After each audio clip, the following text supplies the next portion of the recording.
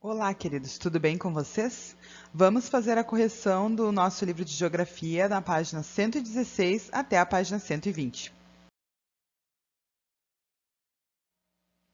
Na página 116, vem falando assim: como nós vimos, a função primordial do solo é oferecer condições de desenvolvimento aos vegetais, naturais e cultivados. Qual é o impacto resultante do processo erosivo que atinge o solo superficial? Então, seria a retirada do solo superficial com componentes orgânicos favoráveis à fertilidade, né? Componentes orgânicos que ajudam na fertilidade e reduz a possibilidade de uso do solo para a finalidade de cultivo. Vamos agora estudar sobre os agentes naturais e a sua ação erosiva. Tem a chuva, né? Ao cair a chuva sobre o solo, sem vegetação, a chuva ela pode causar o deslocamento de partículas e a formação de pequenos sulcos, né? Que são denominados ravinas, ou de grandes escavações no solo, são chamadas de vossorocas. Vossorocas, desculpa. Então, ali a chuva ela pode provocar são tipos de rachaduras, né? Os rios. As águas dos rios, elas escavam o leito por onde elas correm, abrindo vales e até mesmo modificam o seu curso. E de acordo com a sua força, a água transporta desde sedimentos finos, como a areia, até pedras de diferentes tamanhos. A erosão fluvial, ou seja, a erosão da chuva, ela só pode ser evitada pela preservação da vegetação natural às margens dos rios, né? Como que acontece o processo de ação erosiva do mar? Esses são processos naturais, certo? Acontecem por causa da natureza. O mar, a água do mar bate constantemente nas praias, né? E falésias, como tem ali na foto, quebrando então as rochas e transformando elas em fragmentos cada vez mais finos, que se misturam com a areia da praia. O vento, a força do vento, ela, apesar de ser menor do que da água, ela é capaz de, ao longo do tempo, provocar desgastes nas rochas, né? Que são mais frágeis, e transportar pequenos sedimentos da superfície do solo, como ocorre com as dunas, por exemplo, né? Eles conseguem, o vento ele consegue passar e carregar a areia, por exemplo, mais fina ali da praia. As geleiras, né? Em lugar onde há acúmulo de neve e sedimentos de solo e rochas que estão abaixo do gelo, também são deslocados à medida que a neve derrete, né? Então a neve vai derretendo e aí esse acúmulo de neve vai acabando interferindo ali nas rochas. No gelo, o gelo está acima das rochas, né? E as rochas estão logo abaixo do gelo, então elas acabam se deslocando à medida que a neve derrete. E a gravidade, né? A gravidade é aquela força que puxa tudo para baixo, né?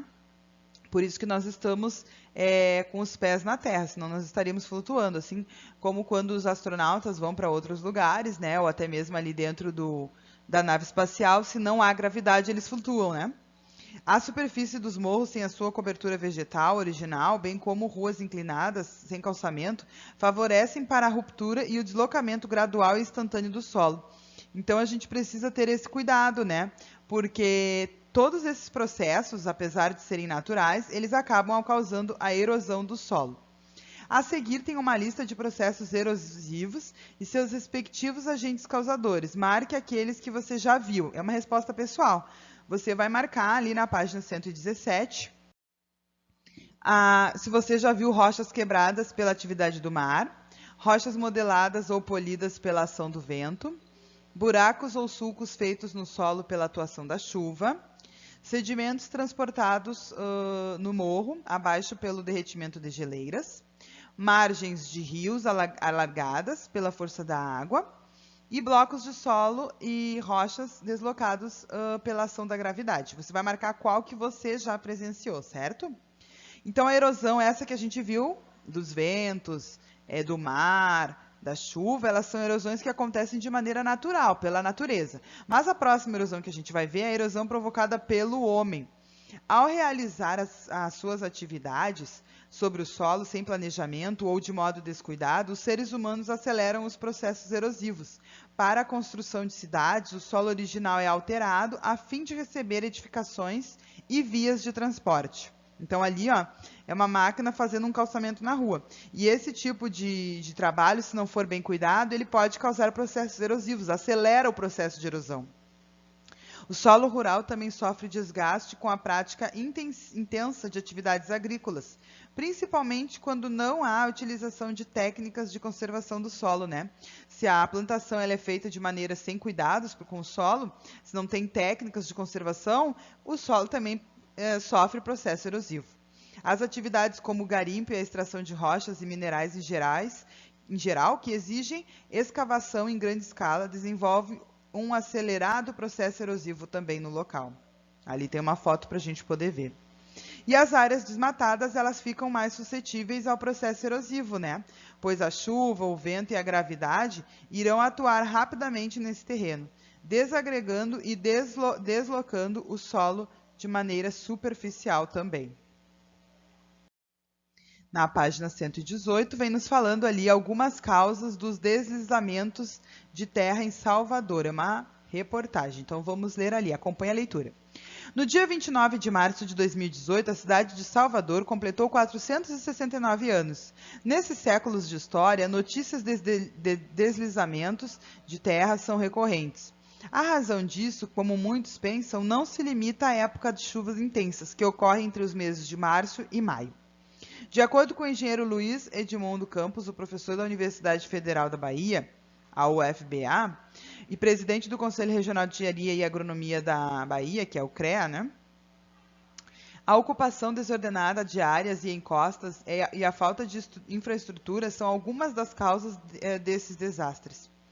Nos últimos anos, os moradores de Salvador acompanharam casos de desabamento em diferentes localidades, que provocaram dezenas de mortes.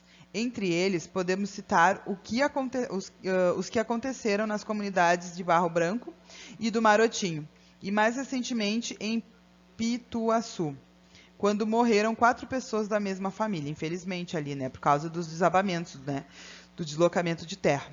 Há registro de que, desde o século XVIII, as áreas de encostas têm sido ocupadas desordenadamente e de que construções são feitas sem o cuidado com a infraestrutura. De acordo com Rubens Antônio Filho, historiador e geólogo, os deslizamentos de terra já ocorriam na época de Tomé de Souza, fundador da cidade.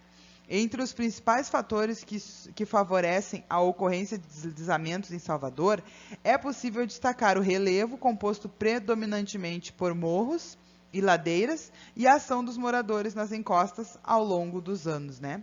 E aqui vem nos perguntando se o lugar onde a gente vive, né, no nosso município, existem áreas que sofreram erosão por consequência da atuação de agentes naturais, e era para identificar algumas delas. Se você não fez essa parte aí, a gente não precisa fazer, tá bom? A restauração do solo.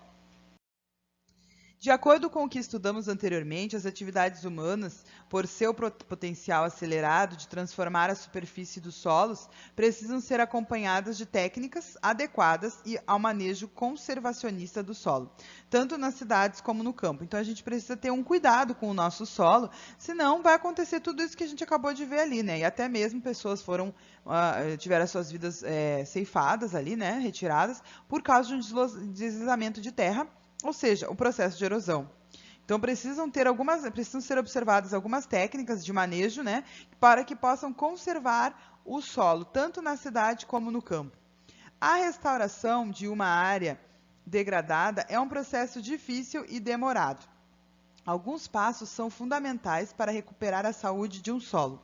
Conhecer o estágio da degradação em que se encontra. Então, quais são os estágios para que a gente possa recuperar a saúde desse solo? Primeiro passo, reconhecer a saúde do local que se encontra ali, né? A degradação. Está muito degradado? Está pouco? Está médio, né? Número 2, verificar se há possibilidade de regeneração natural do solo. E isso será possível se o solo ficar por um longo tempo sem sofrer qualquer tipo de ação humana, a fim de que a vegetação natural renasça. Então, como é que a gente faz para restaurar esse solo e ele pare de continuar tendo esse processo de erosão ou esse processo erosivo? A gente precisa, primeira coisa, olhar qual tipo de degradação que está no local. Depois, a gente precisa ver se há a possibilidade de regenerar aquilo ali, de salvar aquele solo de maneira natural. E a partir daí, não haver mais nenhum tipo de interferência humana naquele solo, para que assim a própria vegetação comece a nascer novamente e comece a fechar, então, esses processos erosivos que aconteceram ali. E o terceiro passo é, constatada a necessidade de restauração do solo, escolher técnicas adequadas e espécies de plantas nativas para que sejam plantadas na área que está degradada.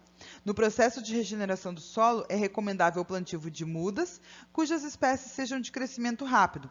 Além disso, é fundamental que o plantio seja realizado no início da temporada de chuvas, para assim facilitar o crescimento. Né? Porque daí tu planta ali e essa vegetação ela cresce com mais facilidade, porque é época de chuvas, né? Sem chuva ela seca e acaba morrendo. Esse processo denominado reflorestamento, ele contribui de diversas maneiras para a regeneração de um solo erodido, pois as raízes das árvores e plantas, olha o que acontece ali com as raízes das árvores e plantas. Elas previnem a compactação do solo, né? Não deixa ele duro e seco.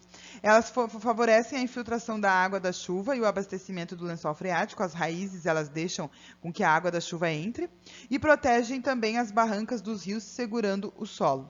E evitam o deslocamento superficial das partículas do solo. Então, tudo isso são benefícios que acontecem se a gente consegue fazer a restauração desse solo.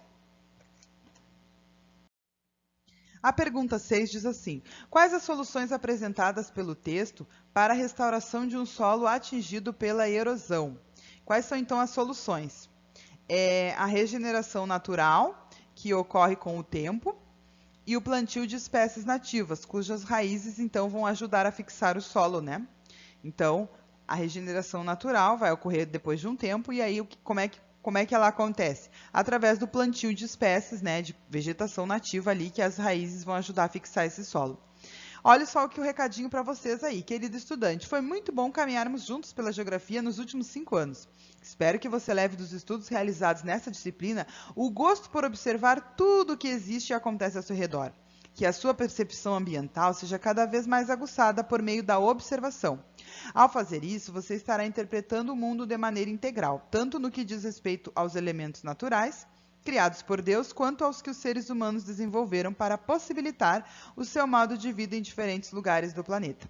A partir da leitura do mundo feita pelo seu olhar, você poderá desenvolver atitudes de respeito, valorização, conservação, proteção e uso equilibrado dos recursos que a natureza oferece, independentemente de onde você vive, se em uma cidade ou em uma área rural.